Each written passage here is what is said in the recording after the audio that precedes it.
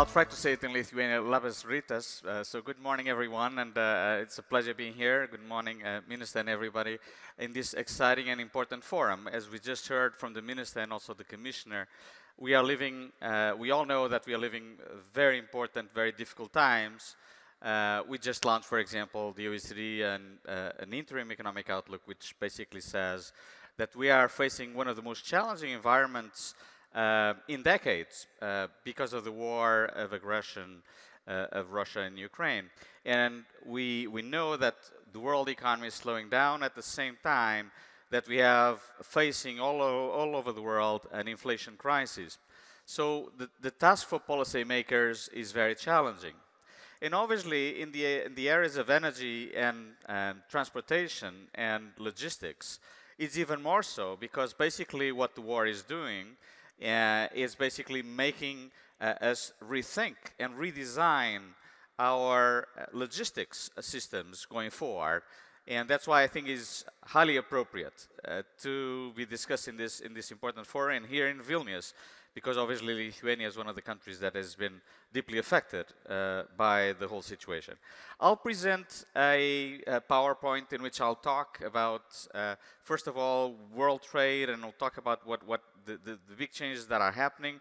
Then I will draw some conclusions regarding what could it happen for the logistics sector and for the transportation sector, given the geopolitical risks that we are facing right now and the challenge that we're facing. So first of all, I would like to say that well, this is basically a graph that shows you world trade as percentage of GDP. Well, obviously, we've been trading since we basically became a different species. We are intrinsically, we trade with each other. And, you know, thinkers around for a long time have been thinking, what is the importance of trade? Just to give you an idea, Montesquieu used to say that the spirit of commerce and trade unites nations. And this graph is showing that basically in the past few decades we've been witnessing a huge increase in the importance of world trade as GDP. Well, obviously in Lithuania we're going to launch in a couple of hours the new survey, the OECD survey of Lithuania, and we are going to highlight, one of the things that we're going to highlight is exactly that Lithuania is one of the countries that benefited the most of, you know, European integration and also being integrated in world trade. What this is saying basically is that in the last 30, 40 years, globalization increased dramatically, and so the importance of trade has increased from about 10%, below 10% in the 1960s to more than 30% world to GDP ratio in 2021. And with the idea that trade boosts growth, diminishes geopolitical tensions and the risk of war, basically for many decades, our idea was to continue to strengthen world trade, rightfully so, okay? Obviously, we also know that this big increase in trade and globalization led to substantial improvements in standards of living. So on the left-hand side, I have a few economies, especially the so-called Asian tiger economies. But again, Lithuania could be there in the last 30 years as well. But you can see that exports of Asian economies have increased dramatically in the past few years. And this has led to what you can see on the right-hand side, a big increase in standards of living. And so trade and especially global value chains have helped develop, many countries developed very fast. Notably in East Asia and in Eastern Europe and in the Baltics too, after the fall of communism. And so what you can see is that trade and world trade has been a huge engine of growth for many of these economies. However, even before the war, you could see that after the financial crisis, trade restrictions are on the rise. Basically, this graph is showing you what the increase in trade restrictions all around the world. And this is basically in the G20 economies, counting the number of measures that have increased. And you can see in the last 10 years, there's been a kind of almost a backlash against part of globalization. Certainly, import restrictions have increased quite significantly in many areas. And obviously, examples of use of trade restrictions as a tool of geopolitical leverage included, for example, some of the trade disputes between China and the United States. And more recently, obviously, trade has been used as a weapon by Russia in terms of energy and other sectors. And so we think that is something that obviously quite worrisome. The war has exposed, and the pandemic has exposed all the vulnerabilities to our systems. I'll first talk about the pandemic. Remember, the pandemic, one thing that the pandemic did was to show very clearly that many of our critical productions or critical materials, if they are based only in one or two locations, we are vulnerable to disruptions. And so what the pandemic has shown, well, we saw this, for example, in terms of the masks and production of other medical tools. You could see that when you have these critical productions only in one or two areas of the globe, if you have a big disruption in logistics, what will happen afterwards is that you will not have enough of that, well, for example, masks, okay?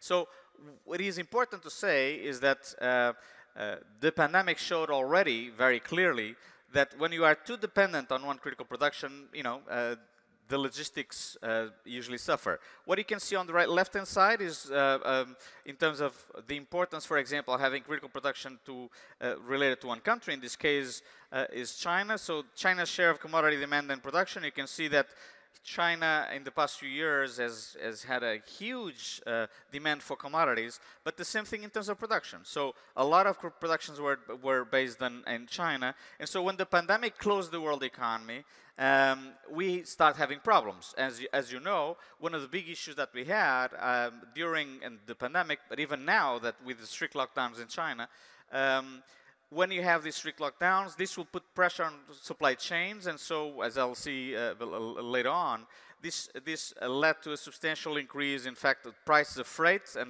and logistics, and this contributed to the start of inflation, of the inflationary pressures that we saw even before the war.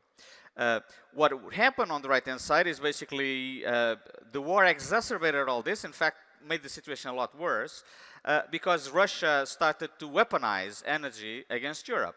And I know that my colleague from the IA will talk a bit later about energy security, but to give an idea what is the importance of this in economic terms, not only are we facing an environment right now in which growth is slowing down dramatically, we are, for example, forecasting next year we'll have, usually the world economy when it's in cruising speed should be growing at 3.54% a year. Because of the war, we are expecting that next year growth will be around 2%, 2.2%, 2.1%. So it's going to be really low compared to what usually the world economy does. And in fact, in Europe, we expect many of the economies already being in recession or close to recession, partly because of the impact of the war. But things can get even worse. So according to the IEA, even if you have a scenario where you can get a lot of LNG around Europe, you'll have a scenario in which you end up by February, March, with some possible disruptions if the winter is very cold, or at least you'll get very low reserves in terms of gas. We have a scenario in the OECD in which we estimated what will be the impact if, for example, gas prices go up by 50% because of gas disruptions. Imagine if you have a very cold winter.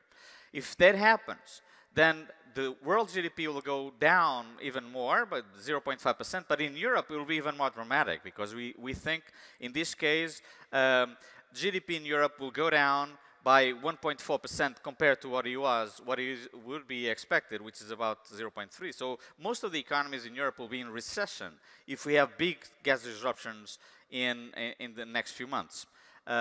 So the weaponization of Russia of the energy market is having a huge impact, and so that's why we think that this shows exactly the vulnerability that our trading system and logistics systems has to these geopolitical risks and changes.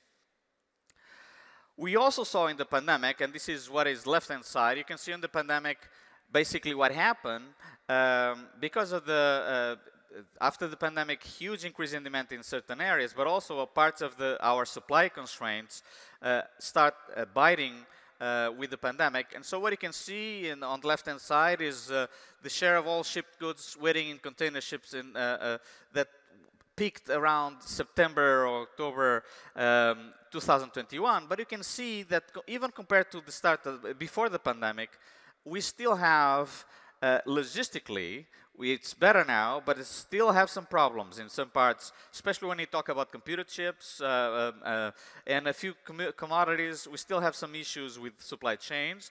And so on the right-hand side, it basically tell you what happened to the shipping costs. So you can see that shipping costs spiraled dramatically in the past few months. They are starting to be a bit lower, but compared to what it was before the pandemic, you can see that we're still facing, so all of you, if you work in the logistics sector, you're still facing much higher costs than usual, okay? And remember, when we talk about inflation, and everybody I think is worried about inflation, certainly in this country, but all around the world, this is a big, big problem.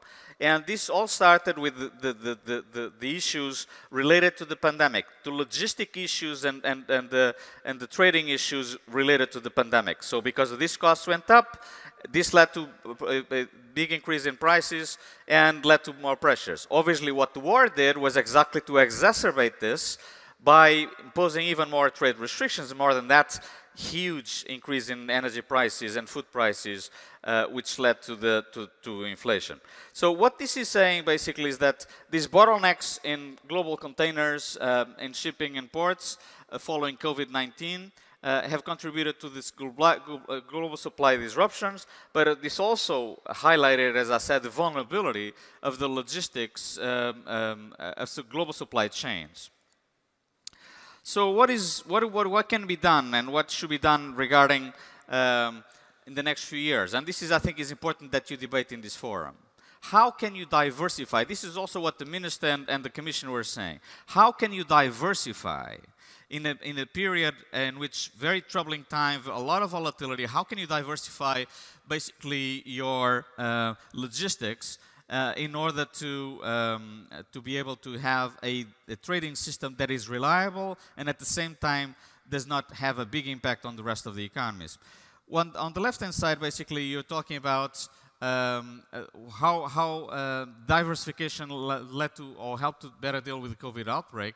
And so basically with COVID outbreak, you start seeing a little bit more diversification. And I think in the next few years, you are going to see almost likely that one of the big lessons of the pandemic, as I said, is that showing that having a critical production in only one spot is going to be very risky. So going forward, and the war just shows this is even more likely so. So what will happen going forward is that very likely multinationals, other companies will start looking at other locations, so try to diversify the logistic systems and try to diversify locations. So it's an opportunity for many of the people in this sector because, and obviously certainly an opportunity for countries that are very competitive like Lithuania, because you'll be able to attract industries that you're not attracting before, but you also have to redesign your logistics system to make sure that they continue to be reliable, and you have to continue to maintain the trading flows going. And so to ensure the resilience of the supply chains, you need to take into account security dimensions. So right now, in terms of energy security, in terms of logistics security, is going to be a big, big issue. And so I'm sure that you'll debate this in this forum. And so for this security, you are going to need diversification in trade. According to the OECD, gains from trade in global value chains outweigh the associated risks associated with the transmission of shocks. And although countries might be exposed to foreign shocks, they're also more efficient and more able to cushion shocks through trade. And this means that relying on a policy of onshoring makes the economy obviously more vulnerable. So we think that it's very important to continue to have the trade flowing. And so especially diversifying suppliers internally and through more trading partners is critical. And so on the left-hand side, I've already explained. On the right-hand side, basically in terms of what do you have to do, what big issue in the next few years is going to be fighting climate change, decarbonize the economy. So again, making sure that critical production is not only one location, so diversifying critical productions, at the same time that you're able to use your own global value chains to diversify, I think is going to be very important. And also, resilience in the system, in the logistics system, will require more buffers in this system. The container shipping crisis would not have happened if instead of 9 giant carriers, there would be a multitude of regional carriers. So this will be something that will have to be potentially discussed and developed. Also, resilience could require more parallel logistics systems. For example, to make sure that the Ukrainian grain can be more easily transported by rail in other ports. And protectionism in logistics, we know that also takes form in terms of privileges for the shipping sector. And so there's an understandable tendency of nations to prefer their own carriers or carriers from friendlier nations. But this has resulted in a perverted system of privileges for the shipping sector, consisting in quasi-taxation antitrust exemptions that is very difficult to reform. And so one thing that is likely going to happen is that commercial ports will start be seen as more and more as a strategic assets. So again, you know, for your case in Lithuania and other countries in Europe, this will have to be taken into account to strengthen the resilience of your logistics system and the logistics systems in Europe. And obviously, a big issue in the next few years, as I said, is going to be in terms of resilience and sustainability. On the left-hand side on this graph, I have basically emissions from international shipping, and you can see that they've been rising, and now, you know, we expect that there'll be some decarbonization. But more importantly, there will be, there's a lot of technologies that are needed to reach a net zero. NZE is basically net zero economies, net zero growth, that are largely under development. The OECD calculates that you need, in order to be able to decarbonize and reach our net zero carbon systems, you need at least 3 trillion euros worth of investment every day in green technologies. 3 trillion euros is the size of the French economy. So you need a lot of investment. You're going to need to invest a lot in energy grids, in new technologies, but also logistics. So for think about the logistics system, in order to be able to decarbonize, you'll have to strengthen the electrical grids. You have to change your logistics to be able to bring the new technology. We just saw the minister coming with a new car. Investing this type of new technology is going to be absolutely crucial to decarbonize. I just want to conclude by saying something that is quite important. Just to sum up what I said. Trade has been seen throughout our history as a very important tool of development. And we've seen in the last 30 or 40 years that because of globalization, we thought that trade was the solution for everything. Was the solution for ending the war, ending conflict, and to bring more living standards. And we have examples of that. We've seen that in Lithuania, we've seen that in other parts of Eastern Europe, we've seen that certainly in Asia as well. And we see this in many other parts of the world. So we thought, until recently, trade was the solution. Trade is still the solution, but obviously it's not the panacea for everything. Because, unfortunately, some countries continue to use trade to try to blackmail other countries or to put pressure on other countries into geopolitical issues. And the war in Ukraine certainly is one of them. And everybody has been facing this big challenge of Russia basically using energy as a weapon to blackmail the rest of the world. So what is the solution?